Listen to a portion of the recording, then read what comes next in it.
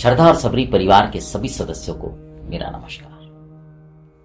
आज का प्रसंग साईं लीला मैगजीन सन 1923 के अंक 10 का है और यह प्रसंग बापू साहेब योग के बारे में है। और ये जो लिखा गया था ये काका साहेब दीक्षित के द्वारा लिखा गया था।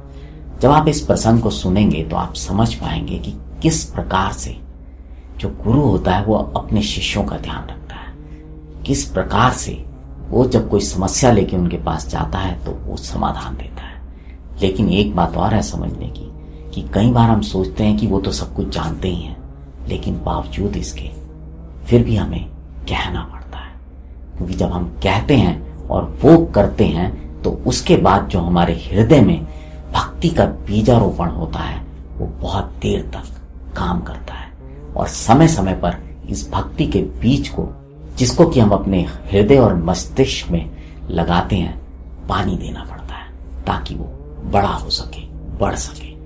तो आज का जो ये प्रसंग है, इस प्रसंग को सुनाने के दौरान हमने कुछ चित्र इस्तेमाल किए हैं जो मैं नहीं जानता किसने खींचे, किसने बनाए, लेकिन बाबा से प्रार्थना करूंगा कि जिन्होंने भी इनको खींचा है, बनाया है, बाबा उन पर और उनके परिवार पर सदैव सदैव अपनी कृपा और आशीर्वाद बनाए रखें। और साथ ही साथ जो हमारा श्रद्धा और सबरी परिवार है जो धीरे धीरे बड़ा हो रहा है, बाबा इसके भी सदस्यों का सदैव सदैव मार्गदर्शन करते रहे, क्योंकि मार्गदर्शन मिलता रहेगा तो जीवन सही चलता रहेगा। तो आइए अब चलते हैं आज के प्रसंग पर। बापू साहब जोग अक्सर शिरडी जाया करते थे और एक बार ऐसे ही प्रवास के दौरान रात को करीब 8 बजे समय रहा होगा, उनको एक बिच्छू ने डंक मार दिया और बिच्छू के डंक से उन्हें बहुत ही असहाय पीड़ा हो रही थी।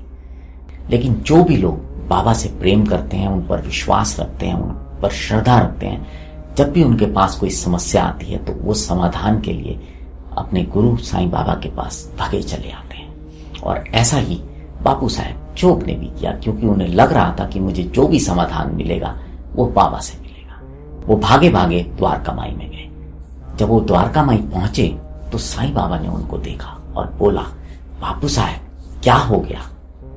बापू साहब ने बोला, महाराज मेरे को बिच्छू ने डंक मार दिया है और उसकी वजह से मुझे बहुत दर्द हो रहा है, बहुत पीड़ा हो रही है, बेचैनी हो रही है, मेरे को समझ नहीं आ रहा कि मैं क्या करूं। साईं बाबा ने बोला, ठीक हो जाएगा, जाओ। ना कोई बात की, ना कोई दवा दी, ना कुछ किया, बस केवल और केवल शब्द बोले कि जाओ, ठीक हो जाएगा।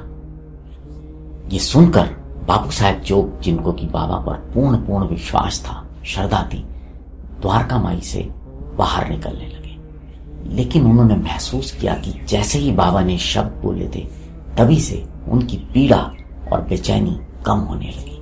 और जब वो द्वारका माई से बाहर निकले तब तक वो दर्द समाप्त हो चुका था। यह कोई सामान्य घटना नहीं थी, बल्कि साईं बाबा के आशीर्वाद और प्रेम का प्रत्यक्ष प्रमाण है। बापू साहब जोग का प्रसंग हमें सिखाता है कि जब भी हम श्रद्धा और विश्वास के साथ किसी भी समस्या को लेकर अपने गुरु और भगवान के पास जाते हैं तो हमें उसका समाधान अवश्य ही मिलता है। लेकिन सबसे ज्यादा जरूरी होता है उन पर विश्वास और श्रद्धा का होना, उनसे प्रेम होना, क्योंकि कई बार लोग ये गलती कर जाते हैं कि वो गुरु और भगवान को हमारी इच्छा पूरी करने की एटीएम मशीन समझ लेते हैं। इस सोच को बदलना बहुत जरूरी है। ऐसे अनेक साईं बाबा के छोटे छोटे प्रसंग थे जो मैं प्रयास कर रहा हूं कि आपके सामने लाऊं, और ये सब वो प्रसंग हैं जो कि साईं लीला मैगजीन में प्रकाशित हुए हैं। मेरा प्रयास रहता है कि मैं जो भी बताऊं वो कहीं से ऑथेंटिक इंफॉर्मेशन लेके बताऊं। हाँ, ये हो सकता है कि जब मैं उसको मराठी से हिंदी में ट्रांसलेट करता हूं तो उसमें मुझसे कोई त्रुटि हो जाए, और उस त्रुटि के लिए मैं आपसे क्षमा याचना करता हूं।